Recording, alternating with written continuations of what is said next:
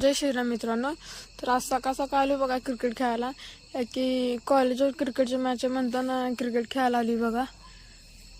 Form भरायचं आले, नाव भरायचं चालले त्या फॉर्ममध्ये. तो पण बघा मॅच चालू झाली बघा. आमची कधी मॅच चालू होते काय माहीत आता.